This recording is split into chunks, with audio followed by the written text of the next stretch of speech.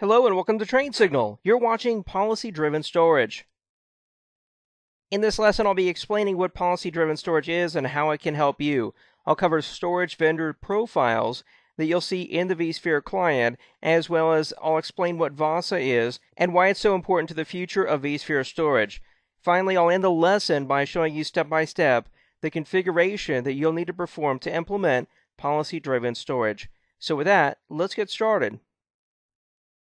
Now today, when you create a brand new data store in VMware vSphere, the process of selecting what SAN LUN it will be stored on is completely manual. You have to work with the SAN admin, or even if you are the SAN admin, you have to go to your SAN documentation or your SAN management interface, figure out what SAN LUNs you have, figure out what the capabilities are of those SAN LUNs, what sort of striping they have, what sort of RAID level they have, and so on. And then when you perform a more common task of creating a brand new virtual machine, the process of selecting what data store that VM will be stored on is also manual. You might not have a very good description in the name of the data store. You might not know what type of storage it is, again, what the RAID level is, the resiliency of the storage is, and so on. So VMware admins have to work with SAN admins a lot when it comes to storage to perform all these tasks. And even if you are the SAN admin as well as the VMware admin, it still takes additional work. So these multiple steps for vSphere and SAN admins can be saved by using policy-driven storage, and it will result in significant time and money savings for the company, which is an operational expense. So it's safe to say that policy-driven storage is there to help you save on the operational expenses of the IT department and subsequently the company. Policy-driven storage allows you, first, to define storage capabilities in vSphere. So examples of storage capabilities are the capacity of the storage, the type of the storage, performance, availability, or redundancy of the storage. And so these capabilities could come from one of two sources. First off, you could create custom capabilities in vSphere. So I could say that one capability might be its SATA storage or its iSCSI storage. Another capability might be that it's a RAID 1, a RAID 5, or a RAID 10 LUN. So I can define all these different things on my own if I choose to as custom capabilities. But then I can also use SAN hardware that supports VASA, and I'll talk about VASA in just a minute, but it's a special API that your SAN hardware has to support. And as of the time of recording this lesson, there's no SAN hardware that supports it, but very soon it will be available. So instead of you creating custom capabilities, vSphere could actually learn the capabilities directly from your SAN hardware. And that's going to be really cool. And then once you have these capabilities, you can associate these capabilities with your data stores. So let's assume that they're custom capabilities you created. You're going to need to manually associate those with your data stores. But then if you learn the capabilities from your SAN hardware, then those would be automatically associated with your data stores. Once you have these capabilities on your data stores, then you can go in and create storage profiles. So examples of storage profiles would be like gold, silver, or bronze. You can give them whatever names you want, but the basic thing you're doing here is to define some category of storage that has the capabilities that your virtual machines, actually your cluster, let's say, even is going to require.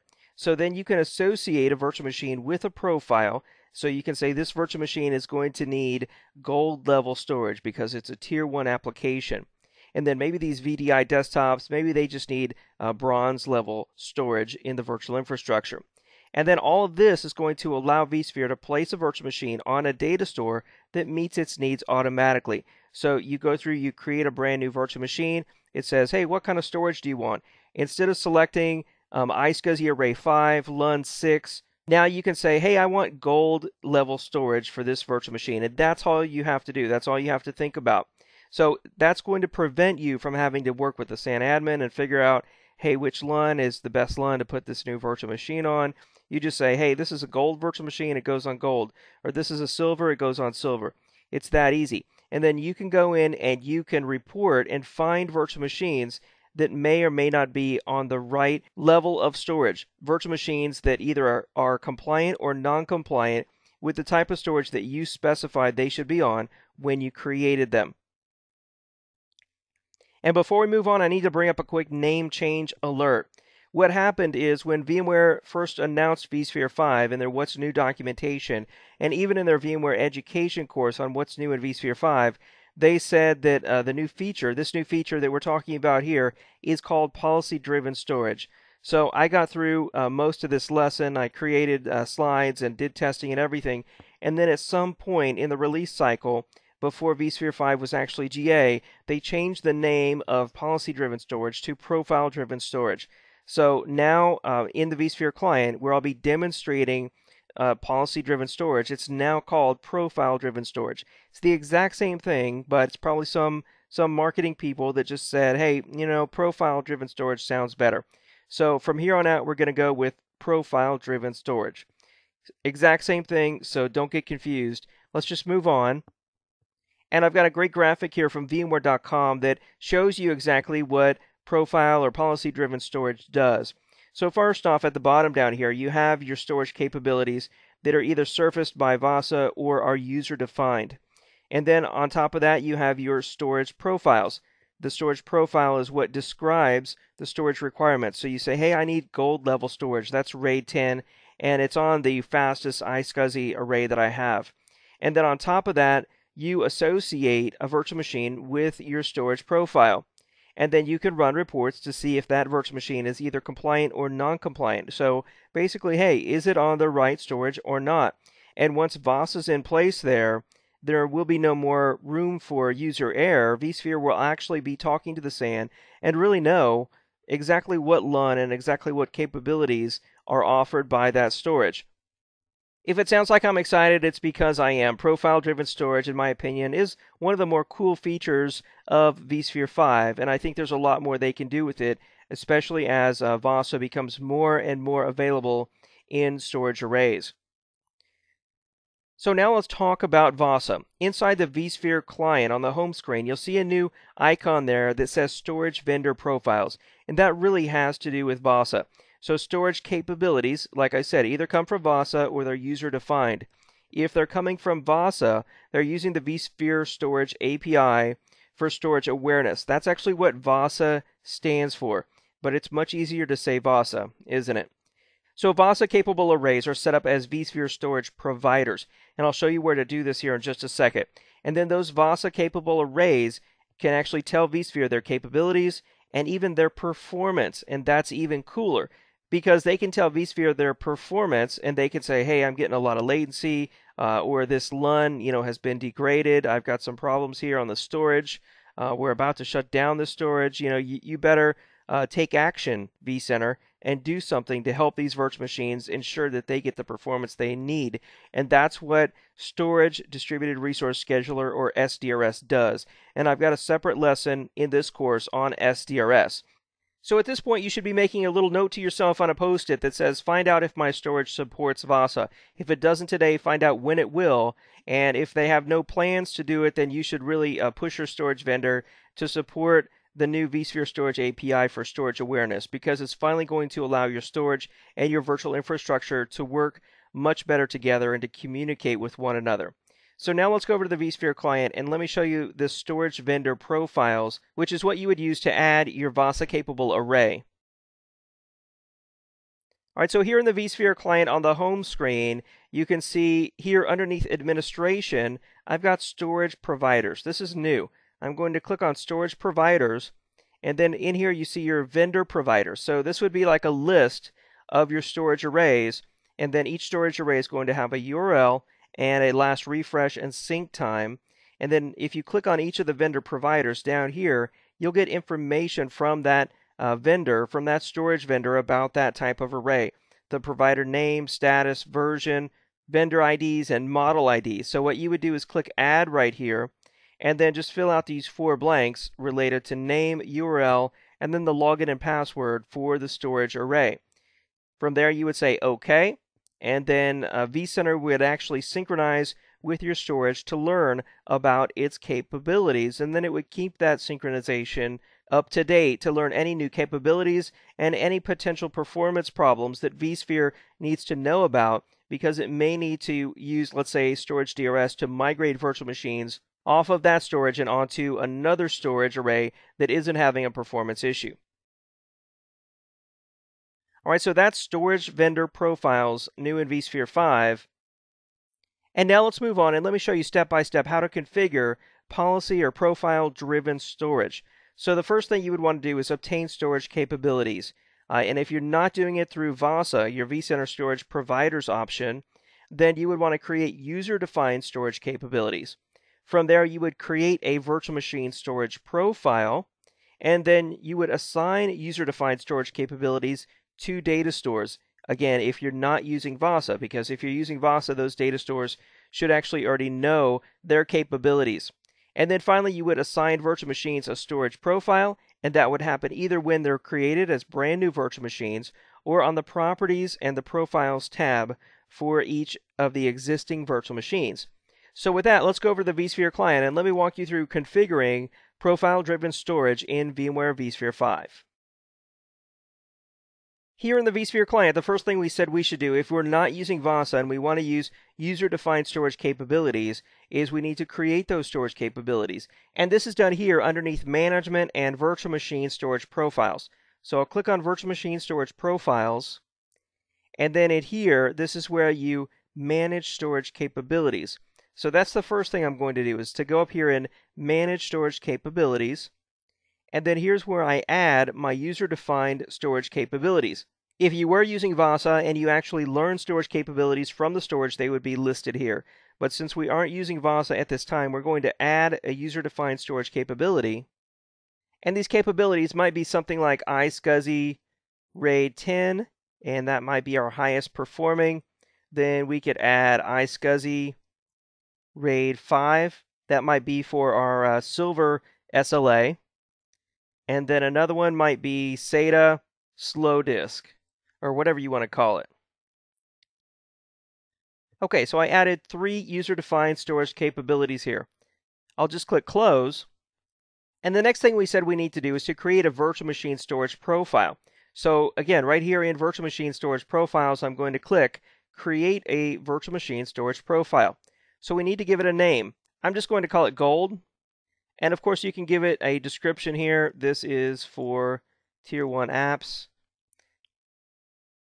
And then I want it to have the highest performing storage available. So in our case, that's iSCSI RAID 10. I'll click Next here and Finish. All right, so we created a gold virtual machine storage profile.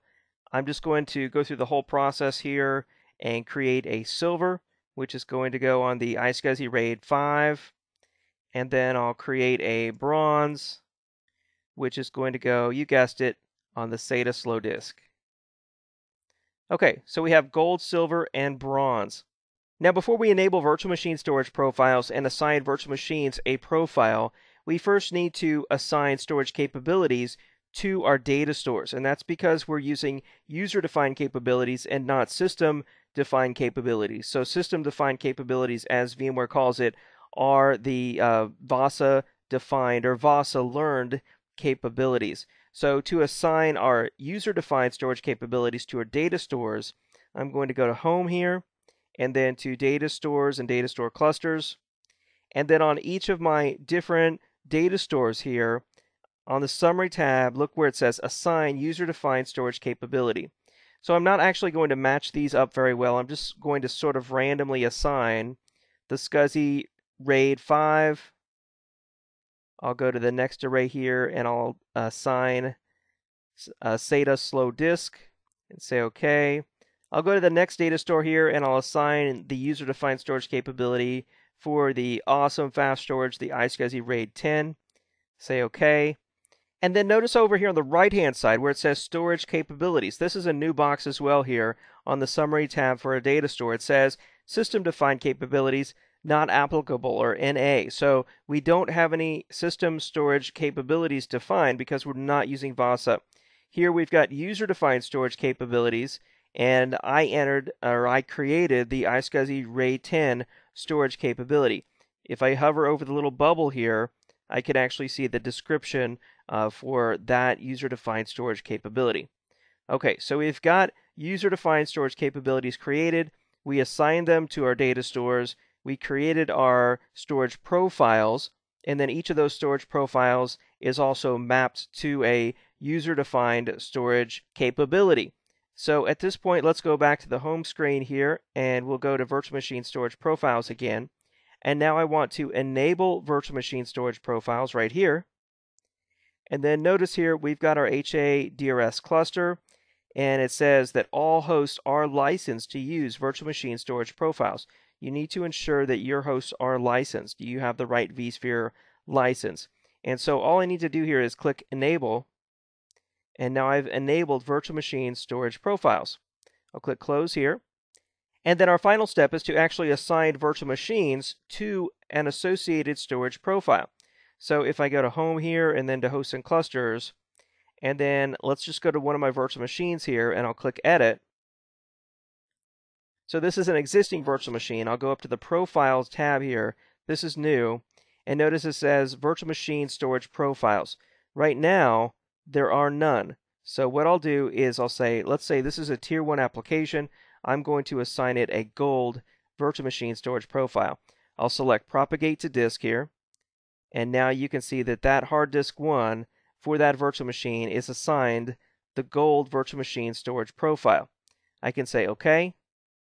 The virtual machine is updated, and then look at this box over here. This is also new on the Summary tab, and I'll click Refresh here. And we can see that the virtual machine is assigned the Gold profile, but look, it says it's not compliant. So it isn't actually on the right type of storage that has the capability, let's say, that this virtual machine really needs. So that's how you see it on one virtual machine and how you assign a storage profile to an individual virtual machine. Now also, if you go and you create a brand new virtual machine, I'll just click here, New Virtual Machine. And then if I just click through here, I click through the next on typical, the name, the host it's going to be on. And then look at this. When I go to select the data store that the virtual machine will be stored on, look at this, Virtual Machine Storage Profiles. I can do a drop down here and I can say, okay, this virtual machine needs gold level storage. So the only compatible gold level storage is this data store right here. This data store is the only gold level storage that we have. What if we said, well, I'm okay with silver. Let's do silver. And then this is the only vSphere data store that's available that's compatible with the silver virtual machine storage profile. So I could just go through here and click next, next, next, next. And then when it's created, notice the virtual machine storage profile is set to silver, and it will be placed on that data store that's compatible with the capabilities in the silver virtual machine storage profile.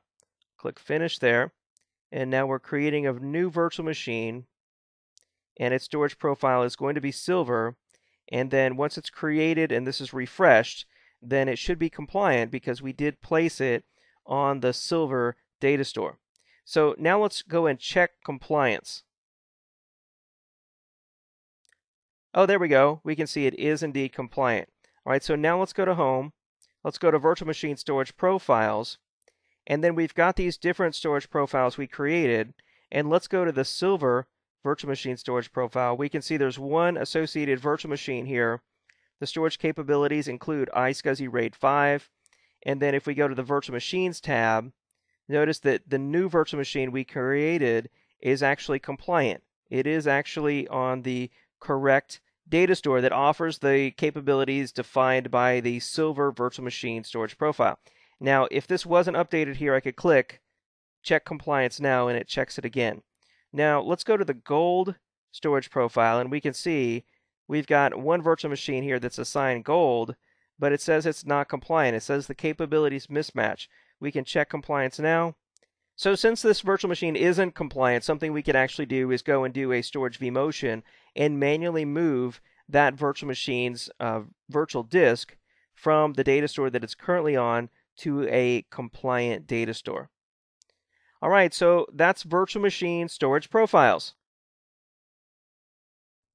I just got done reviewing how virtual machine storage profiles either obtain capabilities from VASA or they're user-defined. Then you create a virtual machine storage profile.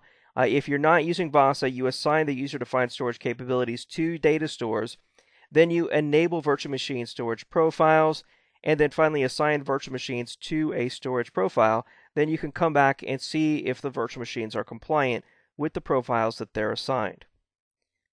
So that brings us to the summary for this lesson. I started off by talking about the new vSphere 5 feature, policy or profile-driven storage. Profile-driven storage allows you to obtain capabilities from your storage through VASA or user-defined create storage profiles and then map those profiles to your virtual machines. I explained what the new storage vendor profiles are in vSphere 5 and how you have to have a VASA-enabled storage array in order to take advantage of storage vendor profiles. From there, I walked you through the process of configuring profile-driven storage and show you really how easy it is and what it can do for you. Thanks for watching this lesson covering policy-driven storage.